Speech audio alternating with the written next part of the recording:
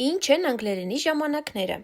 Ժամանակները ցույց են տալիս, երբ է կատարվում գործողությունը և որի մեջ է այն, ավարտվել է, շարունակվում է, թե միայն սկսվում է։ Անգլերենը շատ ճշգրիտ է։ Այն փոխանցում է ոչ միայն եղել է կամ կլինի, այլ ամբողջ գործողության ընթացքը և նրա կապը այլ դեպքերի հետ։ Քանի ժամանակ կա։ Ընդհանուր առմամբ 12 ժամանակ կա, որոնք բաժանվում են 3 մեծ խմբերի և 4 տիպերի։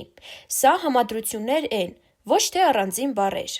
3 մեծ խմբեր։ Առաջին՝ present, ներկա, ինչ է կատարվում հիմա, կամ ընդհանուր առմամբ միշտ։ Երկրորդ՝ past, անցյալ, ինչ արդեն տեղի է ունեցել, և երրորդ՝ future, ապագա, ինչ տեղի կունենա։ Անհատական յուրաքանչյուր խմբի 4 տիպեր։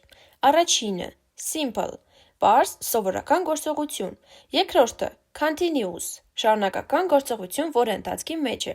Եվ երրորդը՝ perfect, ավարտված գործողություն, որը արդեն տեղի է ունեցել։ Եվ չորրորդը perfect continuous և շարունակական և ավարտված այն գործողությունը, որը որոշ ժամանակ է տևել։ Այսպիսով մենք պատկերացում ունեցանք անգլերենի ժամանակների մասին, իսկ հետագայում ամեն մի ժամանակ անհատական կանցնենք։